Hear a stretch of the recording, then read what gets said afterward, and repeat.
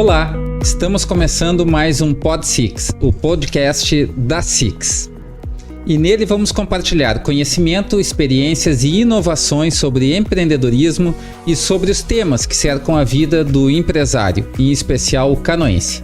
Eu sou o André Guindani, atual presidente da Six Canoas, e estarei com você na próxima hora.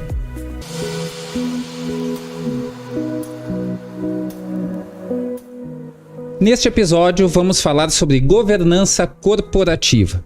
Estão conosco Diogo Stefani Guindani, Telmo Schiller e João Werner Uniman. Sejam bem-vindos, é uma honra tê-los conosco na entidade neste episódio.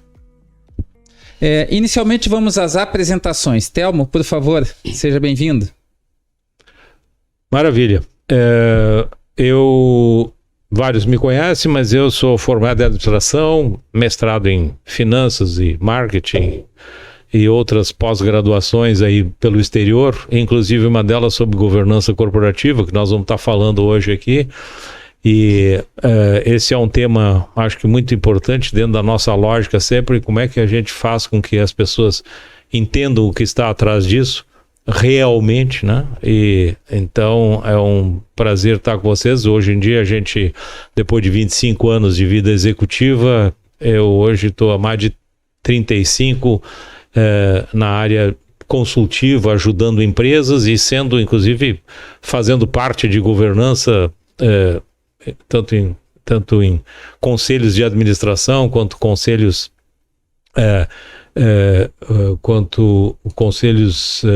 digamos, só de empresas familiares, né?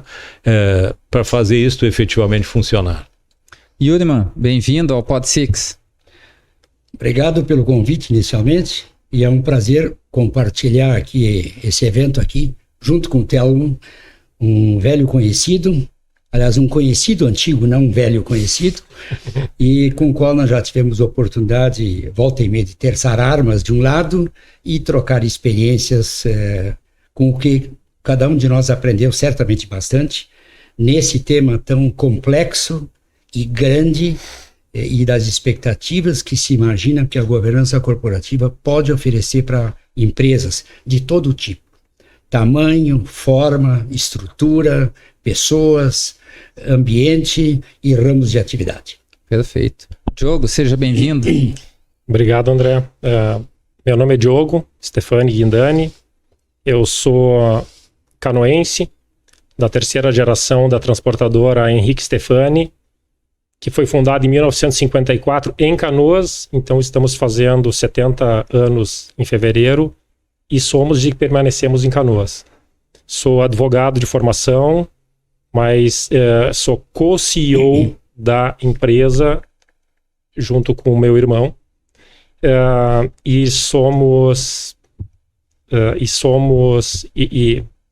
e a empresa, então, ela está dentro desse processo de governança desde 2005. Estamos há 13 anos nesse processo. É um tema que me interessa realmente bastante, principalmente as evoluções da gestão. Perfeito. Nosso podcast está disponível no canal da Six Canoas, no Spotify e YouTube, e tem como apresentador o Sicredi. As empresas Park Shopping Canoas, BRDE, São Pietro Saúde, Modular Cargas, STV Segurança e Cicobi Três Fronteiras são patrocinadoras Diamante. As empresas Guterres Combustível, Óticas Vênus, Vieser Supermercados, Fruc Bebidas, Telecom Sistemas, Hospital Moinhos de Vento, Casa Incorporações, Pontual Telecom e Cofercan são patrocinadoras Ouro. Para acompanhar os nossos episódios, inscreva-se no canal da Six Canoas no YouTube e no Spotify. Você encontra os links e mais informações aqui na descrição. Telmo, esse tema governança corporativa, ele parece um pouco distante do empresário médio. Nos faz pensar que a governança se aplica àquelas grandes corporações que precisam prestar contas aos acionistas. Isso é uma verdade ou vamos desmistificar isso? Olha, é uma verdade porque um monte de gente pensa exatamente isso, né? E aplica exatamente isso, mas isso está completamente errado. E é errado por uma razão muito simples, porque a grande maioria não entende primeiro não entende o que é governança e não entende da onde isso surgiu e foi desenvolvido. E é preciso entender isso historicamente, né? Se nós voltarmos vários anos atrás, como é que as empresas funcionavam no mundo inteiro? Elas eram constituídas por alguém que ia trabalhar, ia fazer alguma coisa, e essa pessoa tinha que saber fazer aquilo ali, não importa o que é. Vai dizer assim, vou montar um restaurante, então eu tenho que saber cozinhar. Vou montar qualquer coisa, certo? Vou montar uma fábrica de móveis, então eu tenho que saber fazer móveis. Ou seja, as empresas eram montadas porque a pessoa que a montava, ou a família que a montava nas empresas familiares, o cara precisava saber fazer aquilo ali. Só que o que aconteceu no mundo? E o mundo é dinâmico, e as coisas acontecem não é porque alguém quer ou não quer, é porque o mundo vai se desenvolvendo.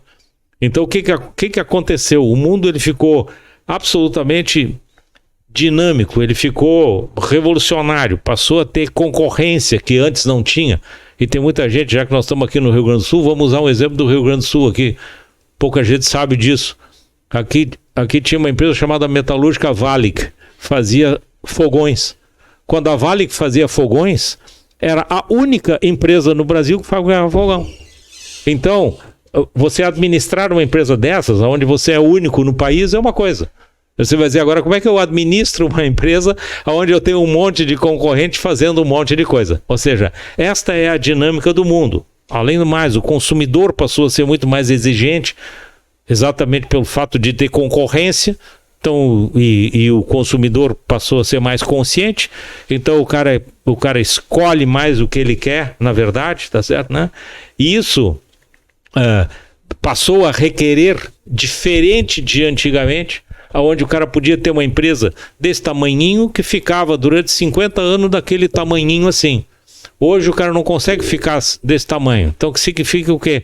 Eu vou precisar mais dinheiro, porque eu vou ter que me expandir.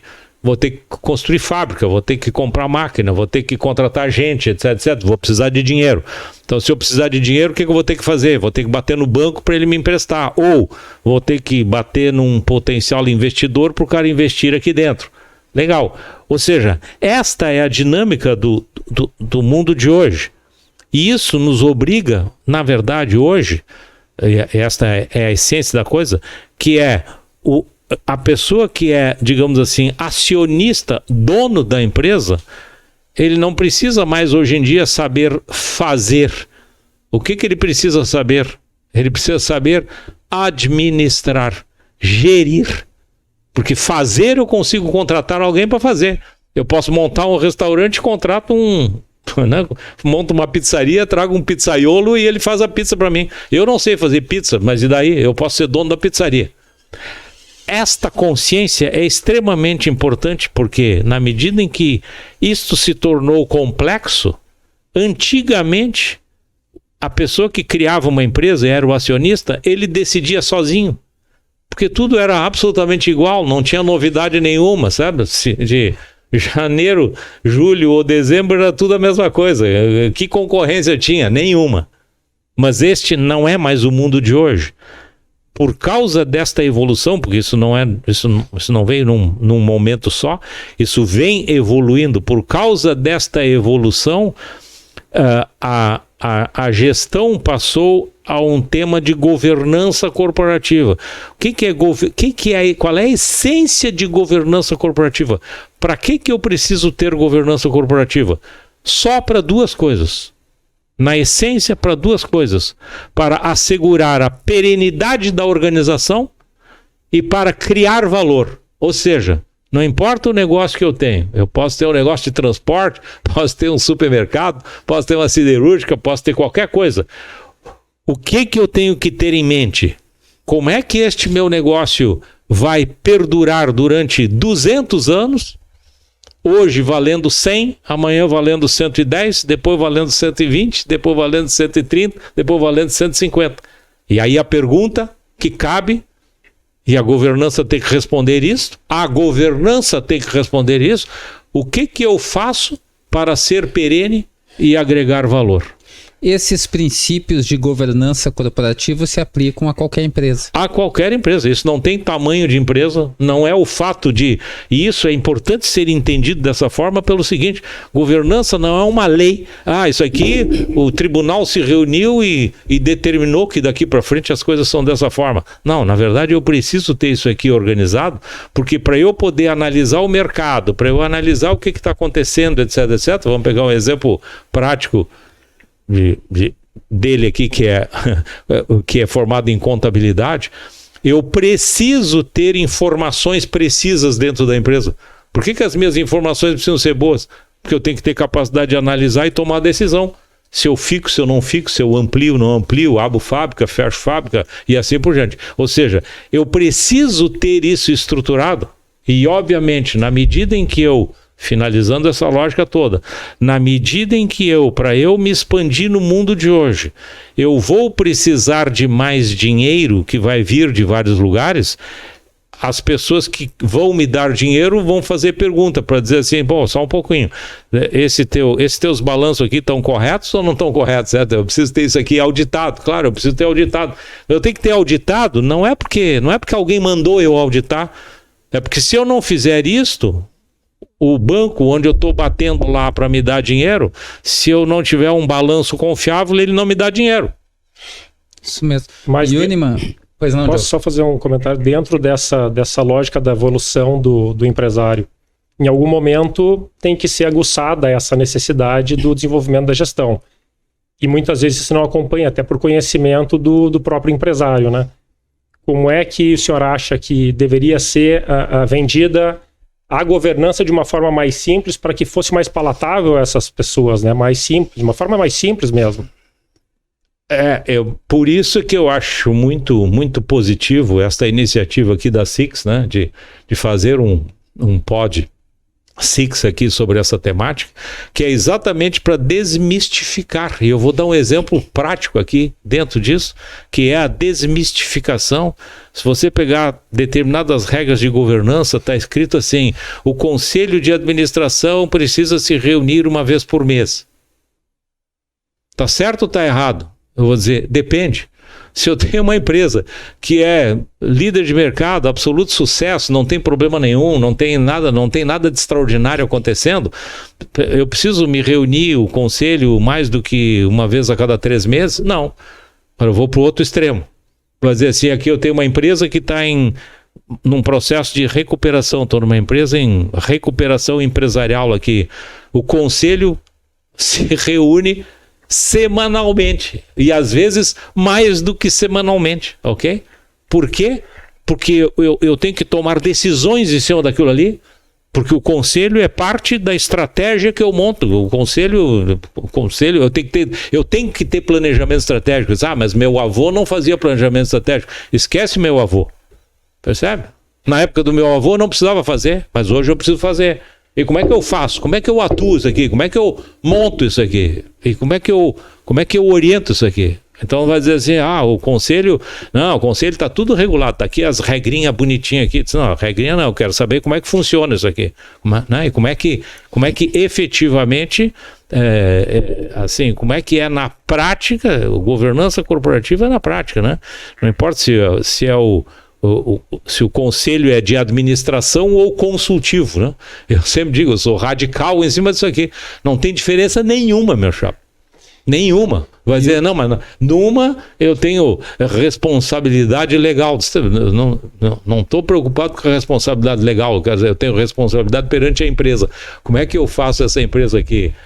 Uniman, quais são as experiências ou algumas experiências importantes que você passou com governança corporativa? Olha, é um tema que me assaltou há muito tempo e como contador e administrador que sou, identifiquei lá nos idos de 90 e pouco, quando se constituiu o IBGC, uma coisa absolutamente nova, desconhecida aos brasileiros como um todo. Eu, por alguma forma, consegui identificar a existência deste instituto, que foi formada, inclusive, por pessoas do Rio Grande do Sul, e a razão pela qual o Rio Grande do Sul teve o primeiro capítulo, dizendo assim, a primeira área física com pessoas se envolvendo na governança aqui do Rio Grande do Sul, do qual eu participei, inclusive, como o primeiro coordenador desse capítulo. A ideia toda surge de que, na medida em que o tempo vai passando, a concorrência vai se ampliando, a busca por novos tipos de negócios, novas formas de atuação, enfim, uma complexidade generalizada em todos os sentidos, sejam administrativos, comerciais, de negócio, finanças e quejandos. Ou seja, todos os aspectos importantes que envolvem a companhia precisam estar muito bem calibradas, se interrelacionando de maneira absolutamente harmoniosa, de sorte que aquele propósito original de quem a constituiu, o empresário X, Y ou Z, com aquela visão em algum momento disto, conseguiu colocar isso num determinado rumo e conseguir agregar pessoas capacitadas, aptas, interessadas nisso. E com isso vem a evolução das organizações, que quando entidades com finalidades lucrativas, que nem todas o são, obviamente, mas aquelas lucrativas, para conseguir prosseguir, precisam convencer terceiros, sejam banqueiros, sejam interessados em participar na figura de capitalistas, na expansão desse negócio para obter rendimentos dos mais variados tipos hoje existentes, acreditam naquela pessoa que inicialmente teve uma ideia, um projeto, uma visão de mundo e de negócio e conseguiu colocá-la de pé. Daí para frente, para isso conseguir crescer, prosseguir e obter a perenidade sugerida, conceituada e necessária para um bom negócio, foram juntados aos poucos todos esses caminhos, digamos, que acabaram sendo denominados de princípios para a governança corporativa, que, entre outras coisas, passam pela perenidade do negócio. Ninguém imagina que vai abrir uma coisa para parar no tempo, não crescer, não se expandir fora da sua localização original, ultrapassando fronteiras estaduais, nacionais e internacionais, na busca dessa chamada perenidade, com a procura de serviços, prestação de serviços ou de produtos de altíssima qualidade, competitivos, em todos os sentidos de qualidade, preço e oportunidade pelo mundo inteiro. É tão simples quanto isso. Perfeito. Agora vamos ouvir alguém que passou pelo processo de governança corporativa e especialmente os motivos pelos quais levou a empresa, né, a introduzir a governança. Diogo, conte a experiência, né, que vocês tiveram na Henrique Stefani. Bom, ela é longa, eu vou tentar resumir. Nós começamos a falar sobre governança ali pelo ano 2003. Nessa época ainda o meu avô era vivo e nós começamos a olhar para o mercado, olhar para a perenidade da empresa, nós já com 50 anos, mais de 50 anos. E começamos a ver, então, exemplos bons e exemplos ruins de outras empresas, principalmente familiares, que eram o nosso caso, né? De sucessos e insucessos. Tanto empresas fechando, empresas antigas, e nós já éramos uma empresa antiga, hoje estamos fazendo 70 anos, e para uma empresa de transporte hoje, tem vários clientes multinacionais que nós somos a empresa de transporte mais antiga que eles têm dentro dos fornecedores deles. E nós, olhando para isso, então a gente começou a pensar como é que a gente ia perenizar esse processo, pegando também os exemplos que nós víamos positivos de grandes amigos nossos ou outros empresários que aplicaram o processo de governança. E nessa aplicação do processo de governança e sucessão, nós víamos crescimento dessas empresas de uma estruturação. Nessa época nós tínhamos 3 empresas operacionais, uma delas inclusive tínhamos 50% de sociedade, e ela, desde 96, quando ela foi criada, ela já tinha sido criada nos modelos de governança sem ser governança segundo os princípios do IBGC e assim por diante. Então, nós começamos a conversar. Primeiro foi um processo de conhecimento, né, do tema, se aprofundar no que era a governança e o processo de sucessão. Depois nós fomos buscar alguém que pudesse nos ajudar nesse processo.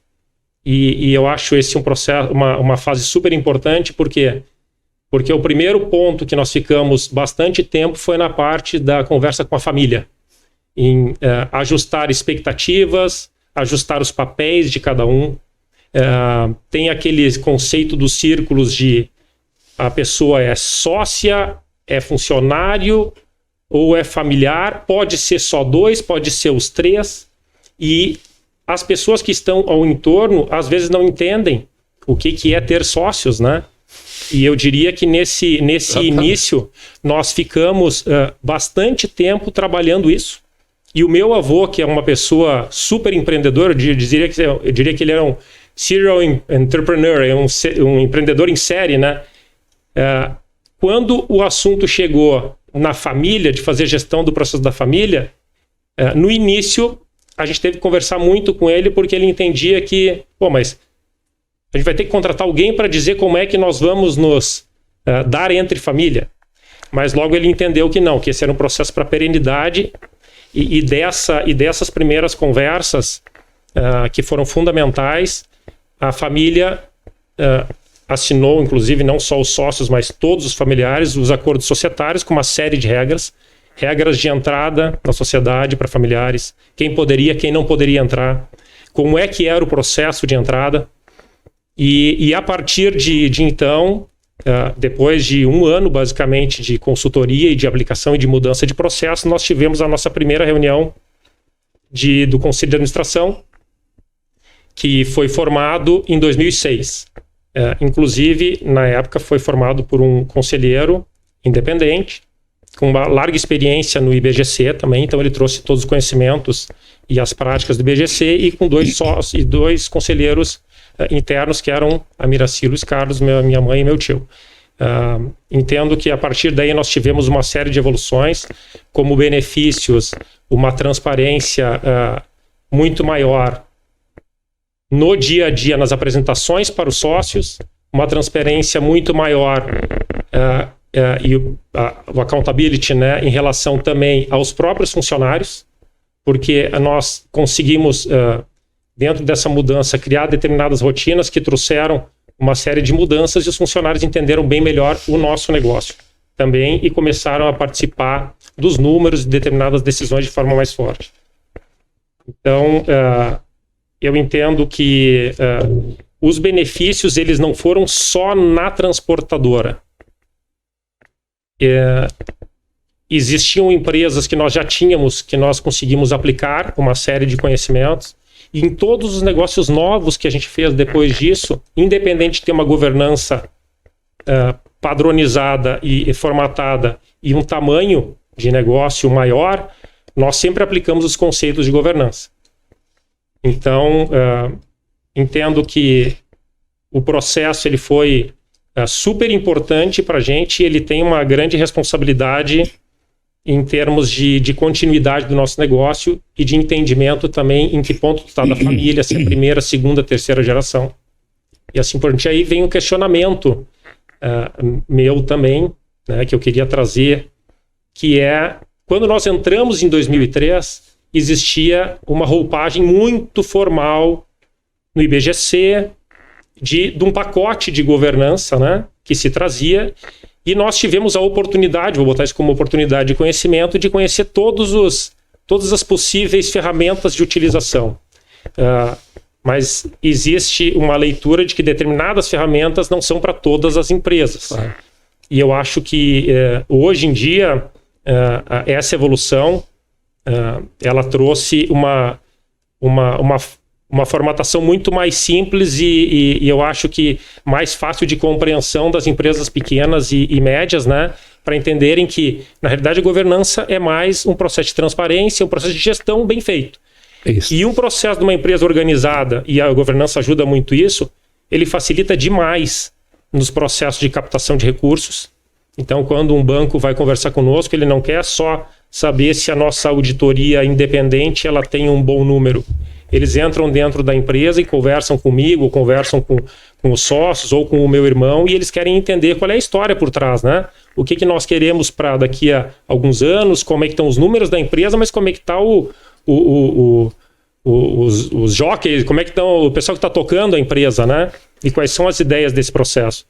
E além da parte de bancos, que eu acho que é uma coisa super importante, assim, nós lidamos com empresas multinacionais e aí não é uma questão objetiva, mas é muito subjetiva, assim, a minha percepção é que quando eles entendem que o nosso processo de conselho de família, conselho de administração, auditoria independente, auditoria que responde direto para o conselho, não para os co-CEOs, né, que somos eu e o meu irmão, e todo esse processo ele funciona, eles também querem fornecedores de longo prazo que possam agregar valor.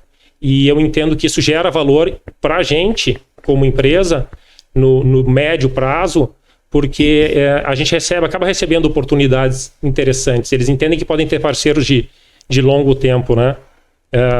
Então, eu entendo que a governança, dentro desse conceito de gestão, né, para todos os stakeholders, né, para todos os lados, ela trouxe inúmeros benefícios para a gente, até como formação, para nós nos formarmos como gestores também, evoluirmos como gestores e estarmos preocupados com os gestores que nós estamos formando dentro da empresa. Veja que interessante. Além de todas as características da governança corporativa que dizem respeito propriamente à gestão, crédito, transparência, me parece um ponto fundamental aqui a respeito da perenidade. Então, quando uma empresa passa da primeira geração, estabelecer as regras para a família é um papel importante que cumpre a governança corporativa. Não parece, Thelmo? Sem dúvida. Sem dúvida. E isso, a essência disso que você acabou de dizer, exatamente olhando do lado da família, a família tem que ter consciência o seguinte: eu não posso olhar para isso aqui hoje, o que a gente quer, assim, como é que eu olho para esse nosso negócio aqui nos próximos 100 anos, entendeu? Nos próximos 200 anos. Eu nem vou mais estar aqui, mas como é que a gente gerencia isso aqui, né? Como é que a gente toma decisões, como é que a gente conduz isso de tal forma que isso seja bom. Essa é exatamente a essência. E tudo isso que nós estamos falando aqui, pode ver que ninguém, em nenhum instante nós mencionamos tamanho de empresa, certo? Né? Porque isso não tem a ver com o fato de você faturar $1 bilhão ou você faturar $100 mil, tá certo? Né? Não tem a ver com isso, tem a ver exatamente com o fato, né, de como é que a gente conduz isso, né? E queria aproveitar e dizer assim, isso é muito importante de ser percebido. Por exemplo, nós já fomos, vou dar um caso concreto aqui, só não vou dizer o nome da empresa, mas do banco até vou dizer. Nós já fomos contratados pelo banco, pelo BID, pelo Banco Mundial, pelo Banco Interamericano de Desenvolvimento, para dizer assim, tem uma empresa aí no Brasil que bateu aqui em Washington e os caras querem dinheiro emprestado. Eles querem duas coisas.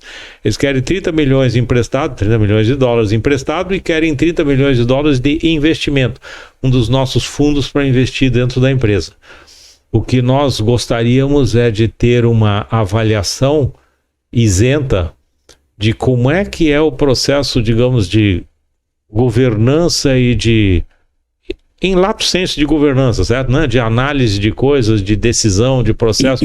Como que essa empresa é efetivamente administrada? Eles pediram que a gente fizesse isso antes de eles decidirem, né? Se dariam o dinheiro ou não dariam o dinheiro. E por que o banco pensa isso? O banco pensa isso exatamente porque quando o banco empresta dinheiro e aplica dinheiro, ele está olhando a perspectiva de ele ter retorno em cima disso. E a pergunta com que qualidade as coisas são analisadas e feitas, certo, né? Para que a gente fuja disso. Então isso é prático e real, né? Isso não é... Só um comentário em relação a isso. Eu imagino as empresas, essas startups que crescem e estouram muito rápido, né? como seria importante se desde o início eles tivessem esses conhecimentos da governança e de gestão. Por quê?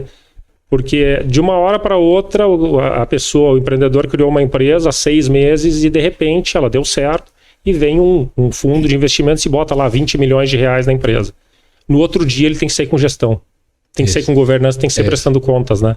Então como é que ele vai fazer uma mudança radical de cultura, que se tivesse algum trabalho desde o início, né, desse acompanhamento da jornada do empreendedor, seria muito mais fácil para ele nessa mudança. Sem dúvida. Quem não cresce, caminha para a morte. Isso. Não, quem não cresce, desaparece. Desaparece.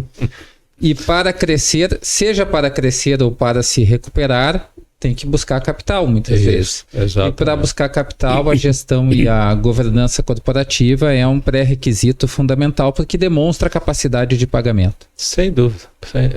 É isso, né? E significa que você fica, digamos assim, vamos falar tecnicamente aqui, você só fica com os riscos, digamos assim, que são incontroláveis, certo, né? Aqueles riscos que são controláveis, tá certo, né? Esses eu controlo, certo, né? Esses eu tenho. E aí, com isso eu aumento a probabilidade de que as coisas deem certo, né? Obviamente. Tá trocando ideias sobre governança e sucessão, sobre o momento, né? E aí entram outras questões como o ímpeto do fundador e como manter esse processo para frente, porque o fundador geralmente ele sai de um negócio que ele criou, não tinha uma condição, então o risco era uma coisa natural para ele, ele tinha que crescer.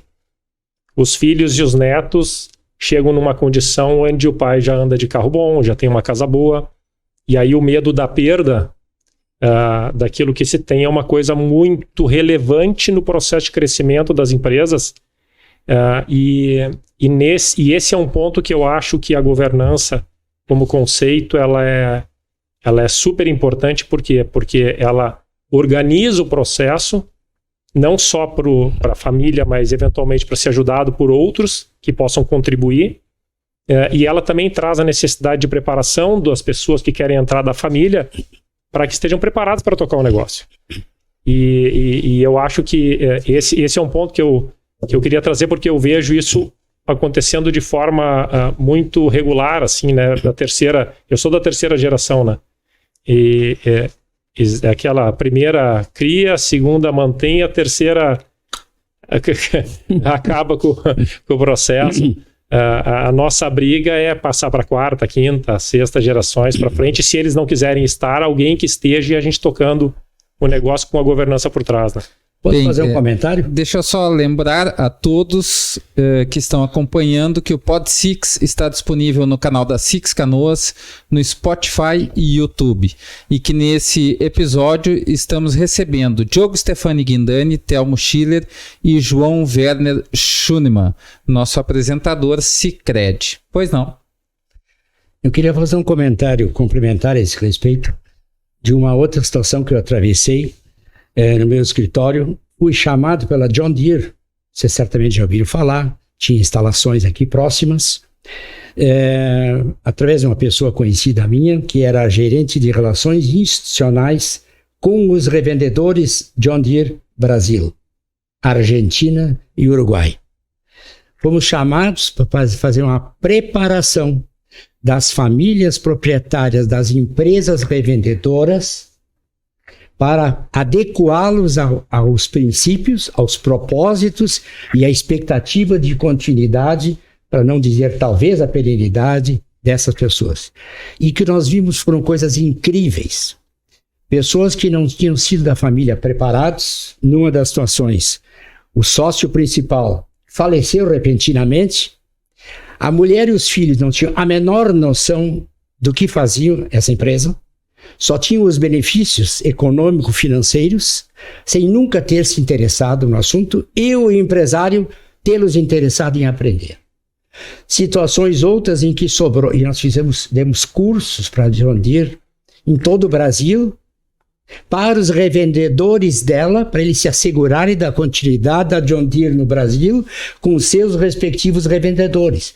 Porque se ela não tivesse revendedores apropriados, conscientes, preparados e com expectativa de continuidade, mantendo ou abrindo, ampliando o mercado na sua região, para acontecer isso aí. Então, esse Paulo Hermann se tornou um sítio tão importante que ele foi presidir, anos depois, a John Deere nos Estados Unidos. Ele é um gaúcho.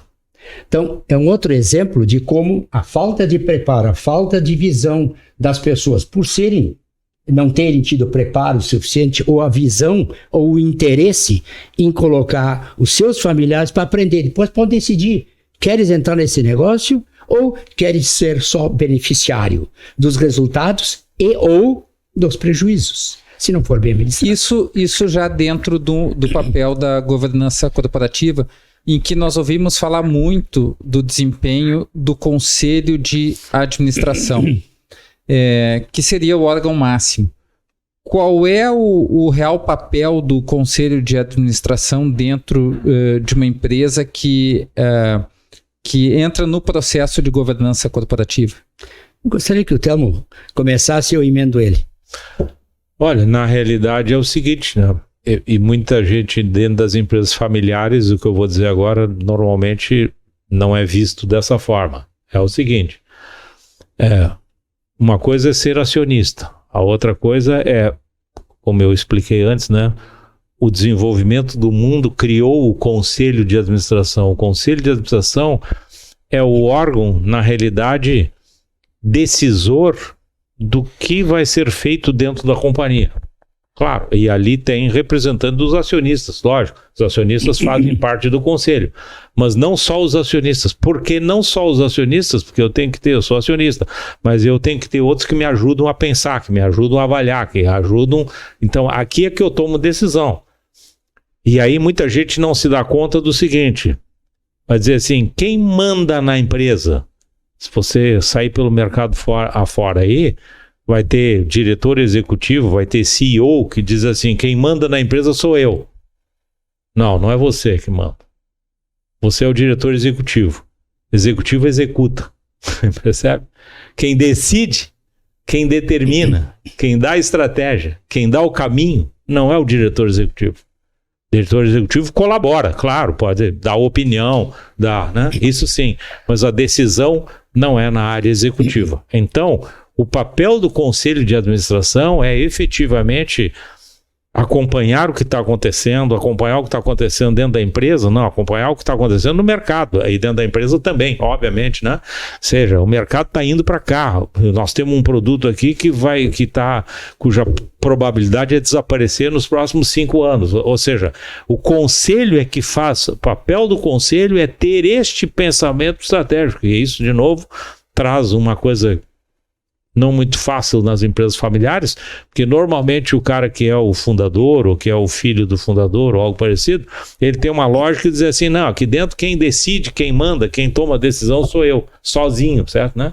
Entendeu? E eu sempre dou um exemplo prático, eu que venho do mercado internacional, você acha que o Warren Buffett, que é um cara que é multibilionário em dólar, percebe? Não, ele está com pouco agora. Acho que o último número era 215 bilhões de dólares. Pois é. Você acha que ele decide sozinho? Ou ele tem um conselho muito adequado ao redor dele que ajuda ele? Claro, no frigir dos ovos pode até dizer, ouvindo o conselho, eu decido. Mas ele não faz isso. Por que ele não faz isso? Claro, porque ele é inteligente, ele tá ouvindo coisas. Então, na verdade, o grande desafio, o papel do conselho é efetivamente, digamos assim, auxiliar no direcionamento, analisar o mercado, analisar a concorrência, analisar o que está acontecendo dentro da empresa, ver o que está ocorrendo, o que daqui a pouco precisa ser mudado dentro da empresa. Aí você vai dizer, mas o diretor executivo não quer mudar isso aqui. Diz, é o problema dele, meu chapa. Eu não estou aqui para servir o diretor executivo, eu como conselheiro estou aqui para quê? fazer com que a empresa seja perene e se valorize. O conselho de administração fica antenado no mercado. Exato. E o diretor executivo, ele põe em prática as determinações do Ele conselho. chama-se executivo porque ele executa o que alguém determina que assim o seja. Isso, exatamente. Ou seja, o conselho de administração não é nada mais, nada menos que representantes dos donos do negócio, 5 ou 300 mil pessoas, físicas e ou jurídicas combinadas, em que um reduzido grupo de pessoas com capacidade, conhecimento, experiência, traquejos os mais diversos possíveis, interprofissionais e interrelacionais, fazem com que este grupo reduzido de pessoas indique: este aqui é o norte que essa companhia tem que trilhar. Ouve os respectivos donos do negócio, de novo, e diz assim: se vocês entenderem que este é o caminho que nós estamos formulando para a continuidade e o progresso incessante da organização, nós vamos colocar isso em prática através das determinações ao respectivo grupo de executivos que vão executar a política desta companhia para o futuro, o porvir mais distante. Esse é praticamente o papel que deve exercer. E aí está a grande dificuldade em conseguir, e em todas as empresas, não é só nas familiares, nas grandes corporações, qual é a combinação de fatores de seres humanos com competências distintas e concorrenciais ou não, ou no mesmo sentido, de visões diferentes para aquele mesmo negócio, que se de uma certa forma vão ser amalgamadas para dizer: este é o norte, que vai ser ouvido. O dono diz assim, ou os donos assim: com isso nós concordamos. E pode ser que não funcione bem. E vai precisar ter mudança de rumo. Porque a companhia não depende só dela. Ela produz bens, serviços, ou o que seja, para terceiros. Esses terceiros estão satisfeitos com o produto e o serviço que estão sendo produzidos? O preço é o preço adequado a isso ou não? Então precisa haver e continuamente modificações no próprio conselho de administração, porque as pessoas envelhecem. Elas perdem, em vários momentos, a visão adequada, correta, proposta. Então tem que fazer arranjos, modificações, para que esse grupo esteja sempre up to date a dar o melhor de si para que a companhia tenha a continuidade futura. André, posso fazer um comentário, uma consideração aqui. Eu sou dos círculos da família e funcionário, não sou sócio da transportadora. Mas sou terceira geração e posso cair naquela questão de achar que eu sou o dono e querer fazer do meu jeito. I am the guy. Exatamente. Então, também acho que talvez em tamanhos diferentes o executivo não seja só o executivo, porque às vezes o conselho precisa ser também subsidiado muito pelas ideias do executivo. Claro. Mas uma das questões principais que eu vejo é quem está envolvido nesse papel saber do seu papel e quais são as suas limitações. E no final das contas eu vou para uma reunião mensal do conselho e para prestar contas para o conselho, onde eu tenho 2 pessoas lá que são sócios, que eu respondo para eles, que não são meu tio e minha mãe, na reunião do conselho. São 2 conselheiros, donos da empresa, e tem um conselheiro externo, um independente. É uma super oportunidade para mim, para eu estar trocando ideias com eles, porque é muito solitário o dia a dia. E, além disso, a preparação para a reunião do conselho, ela também é fundamental, porque ela te tira, às vezes, do dia a dia pesado da empresa para pensar um pouco em questões estratégicas também. Então, eu acho que essa formatação de rotina do conselho, além dos papéis específicos, elas ajudam bastante nessa questão da própria formação e direcionamento, ajudam muito no direcionamento do executivo no dia a dia. Sem dúvida, só complementando, você está corretíssimo e é maravilhoso que vocês façam isso, porque isso é o correto mesmo, né? A gente no conselho, a gente ouve, a gente tem a presença até... Tecnicamente falando, pode não ser durante toda a reunião do conselho, mas numa parte da reunião do conselho, o presidente executivo, o CEO, sempre está presente, certo, né? Exatamente para trazer a visão dele, ou seja, isso é absolutamente importantíssimo, né? Essa troca é fundamental. Claro, essa troca é fundamental e é muito positivo. Só que, vamos dizer assim, tecnicamente falando, vai dizer assim, tá, o executivo colaborou, trouxe informação para cá, e pode ser até que a decisão do conselho seja, assim, corroborando e assinando embaixo o que o CEO está sugerindo. Maravilha, não tem problema nenhum. Mas o que precisa estar muito claro para todo mundo é o seguinte, né? A decisão final disso não é a do executivo, certo? É a do conselho. A decisão final é do conselho, que pode até ser igual à do executivo, né? Irresponsabilidade. Isso, é verdade. Sim. Consequente. Isso. Porque se ele fizer bem, vai ser aplaudido. Se ele fizer mal, vai ser mandado embora. Às vezes eu tenho algumas divergências com as ideias, e a dúvida, a minha linha de raciocínio é como eu vou tentar enriquecer a minha análise para tentar convencê-los de uma ideia diferente. Perfeito. Mas a decisão é deles, né? Claro. É do conselho. Claro.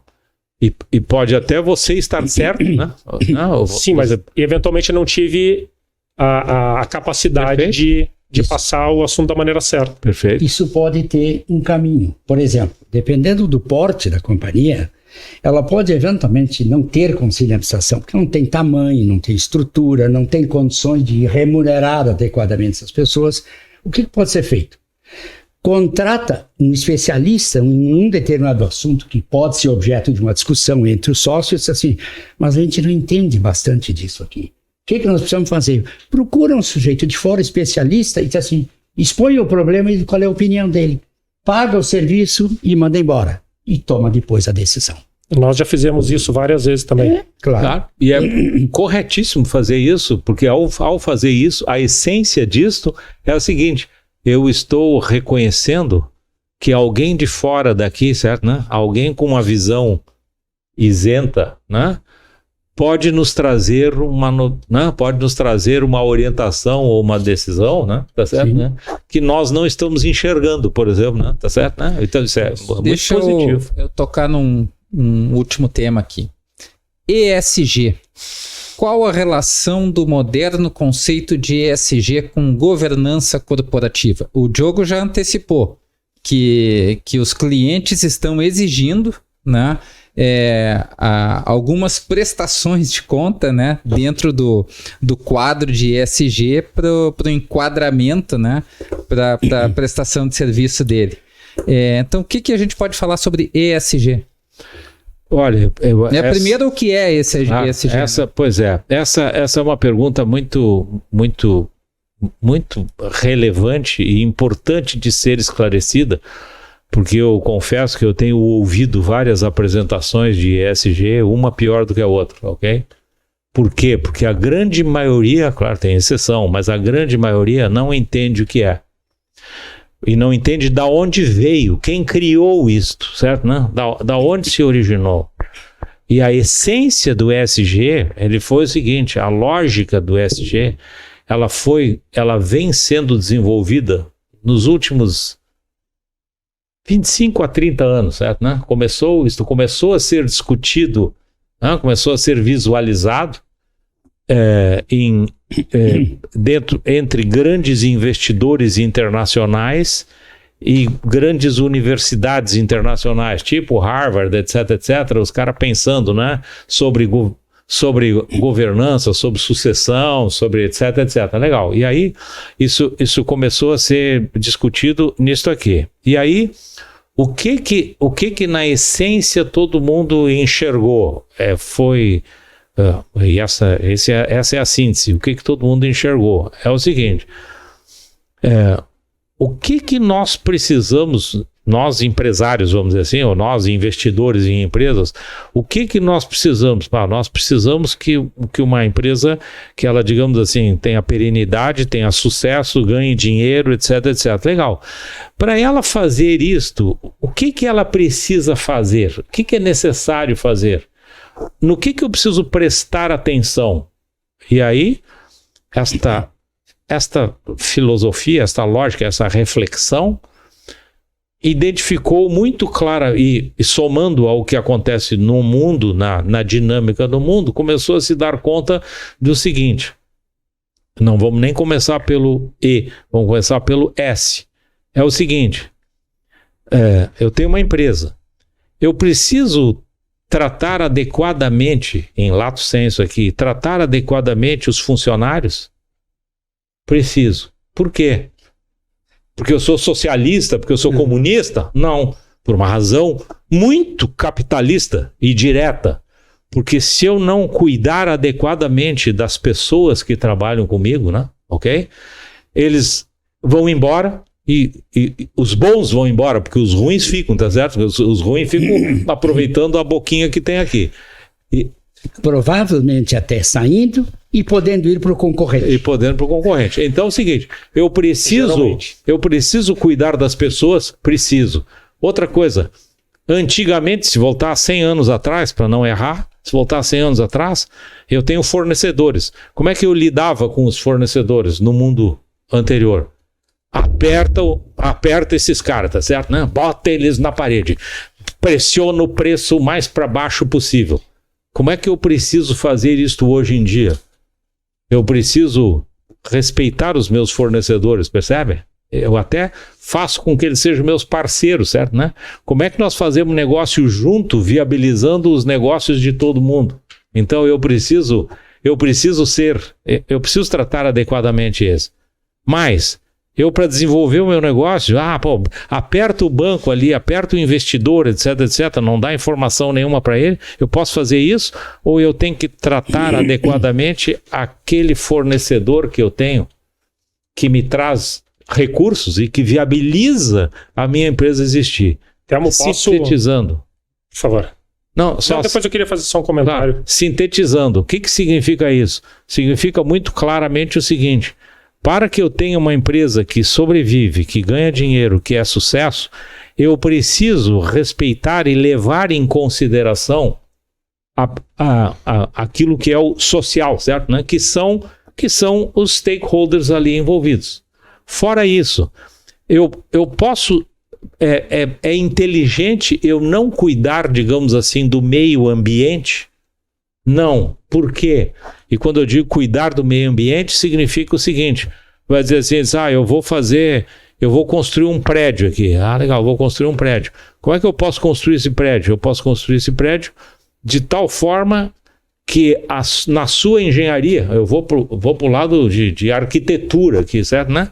De tal forma que na sua engenharia ele é construído de tal forma que eu vou gastar menos ar-condicionado lá dentro. Se eu gastar menos ar-condicionado lá dentro, o que vai acontecer? O custo de operar esse prédio é muito menor, tá certo, né?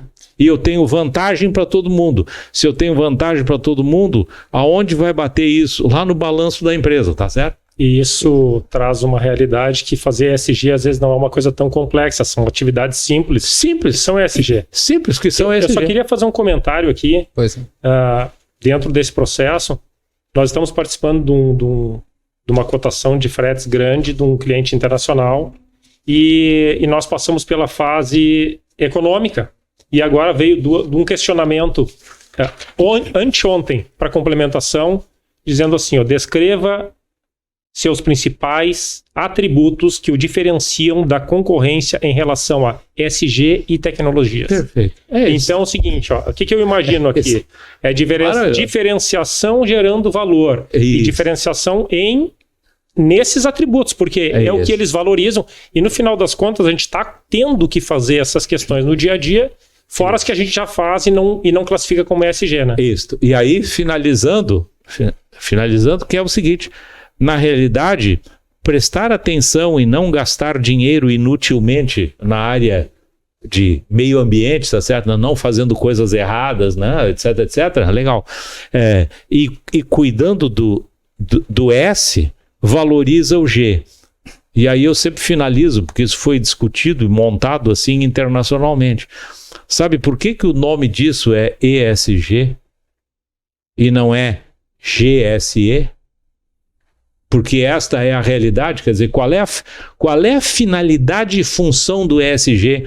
dizer assim, eu sou um ambientalista que cuido dos passarinhos, tá certo? Não, nada contra os passarinhos, mas a lógica não é essa. A lógica é o seguinte, para que eu tenha adequada governança, certo, né? Adequada lógica de governança, que agrega valor, né? Que me traz perenidade, que desenvolve os negócios, eu preciso respeitar os outros dois. E aí eu finalizo como digamos assim, como internacional que eu sou, por que o nome para isso foi construído e dado como ESG? Por uma questão fonética, porque em inglês você dizer ESG é mais fácil do que eu dizer GSI, porque a ordem da lógica seria GSI. Por causa da governança e do resultado, eu faço, né? Eu cuido do resto e correto, cuido de todo o resto, né? Tenho parcerias no resto e cuido de tudo, né? Eu vou fazer então uma pergunta final. O que aconteceu com as Americanas e o Silicon Valley Bank? Estamos estourando nosso tempo, rapidamente aí. Nem eles não têm resposta, porque eu acompanhei um pouco esse assunto, porque um escritório de advocacia me chamou para eventualmente discutir para os clientes deles um processo de indenização. Tem de tudo e a gente só sabe uma parte. Essa que é a grande realidade. Não veio ainda a lume tudo o que realmente aconteceu, fora especulações à torto e à direito, processo na justiça a todo jeito, e agora, diante do fato de que eles queriam entrar com 4 bilhões de reais somente, todos os grandes escritórios de advocacia do Brasil foram atrás dos seus clientes para entrar com uma ação contra. Já eles vieram e agora eles vão botar 12 bilhões de reais para fazer um acordo e provavelmente dentro de poucos meses esse processo todo vai acabar. Porque eles obrigaram os executivos, leiam-se os donos do negócio, que é esse trio aí, trio maravilhoso, a vomitar 8 bilhões de reais para colocar isso de volta no lugar. Porque o mundo também mudou. Ninguém mais está comprando do jeito que se compra. O sujeito compra uma geladeira e paga o fornecedor e vende ao cliente em 15 prestações, com o juro do preço que... E por aí vai. Mas deixa eu dar um só exemplinho aqui para vocês, que eu anotei ontem e me chamou a atenção. Uma notícia que eu vi, o Bloomberg Intelligence, que é daquele famoso grupo de comunicação, dizendo que o crescimento do ativo ESG, que foi de 23 trilhões de dólares valorado em 2016, foi para 35 trilhões em 2020, 4 anos depois, e para 25 deve passar para 50 trilhões de dólares o valor do ESG. Esta composição, como o Telmo bem mencionou, de meio ambiente, social e a governança. É tudo para ir para frente. Eu só me permito fazer um comentário bem pontual, como eu vejo a história das lojas americanas, entende? E digo isso exatamente por ser bem direto e pontual. Quem me conhece sabe que eu raciocino dessa forma. Imagina o seguinte, eu estou sentado no conselho de administração, nem importa se eu sou acionista ou não sou acionista, estou sentado no conselho de administração, aí recebo lá, tem reunião mensal, recebo o balanço, etc, etc. Aí vai dizer assim, olha, é o seguinte, aqui tem um erro aqui dentro, tem coisa que nós não identificamos, etc, etc. Tem coisa que não está na contabilidade, tem coisa que não está aqui. E aí faz o que em cima disso, percebe? Aí tu vai dizer assim, não, e aí isso aqui foi auditado, tá? E aí a minha pergunta, eu tô no conselho de administração, se foi auditado ninguém identificou nada, tem um buraco aqui e ninguém viu nada, percebe? Aí tu vai dizer assim, né, mas como é que não viu? Então, na verdade, é o seguinte, ali para mim é muito claro, aquilo ali não é que não foi visto, não foi visto propositalmente, ok? O erro cometido e a sacanagem feita, com perdão da expressão, mas é o seguinte, o erro cometido e a sacanagem feita partiu, digamos assim, por orientação e lógica de quem está no topo da organização. Quem está no topo da organização são os acionistas, percebe? Mas dentro do contexto, eu acho que são casos pontuais do contexto nosso da discussão e que não inviabilizam ou não tiram a importância da governança, Não, bem pelo contrário. De jeito nenhum. Eu acho que é uma atenção que a gente tem que ter a como estava sendo tocado esse processo, Isso. por exemplo, nas Americanas e no próprio banco, né? Que teve Perfeito. alguns erros básicos de um banco. E aí a pergunta para mim é muito clara, é o seguinte, tá aí os erros, tu tá fazendo o que no conselho, meu? Tu não vê os erros? E tu tá tomando que ação em cima disso, percebe? Pois é, aí é que o meu auditor, que é o XPTO, para não dar um nome aqui, tá certo, né? Meu auditor, que é o XPTO, que fez errado. Então demite o cara, troca o... Percebe? É Bem, simples. Quero agradecer. 1 hora passa muito rápido. Agradeço a presença de vocês nesse episódio. Lembrar a quem está nos acompanhando que para ser notificado dos próximos episódios, passa a se inscrever no canal da Six Canoas no YouTube e no Spotify. Os links e mais informações estão aqui na descrição. O Pod Six é uma produção da Six Canoas e tem como apresentador o Sicredi. As empresas Parque Shopping Canoas, BRDE, São Pedro Saúde, Modular Cargas, STV Segurança e Cicobi Três Fronteiras são patrocinadoras Diamante. E Guterres Combustível, Óticas Vênus, Vieser Supermercados, Fruc Bebidas, Telecom Sistemas, Hospital Moinhos de Vento, Casa Incorporações, Pontual Telecom e Cofercan são patrocinadoras Ouro. Muito obrigado pela sua audiência e até a próxima.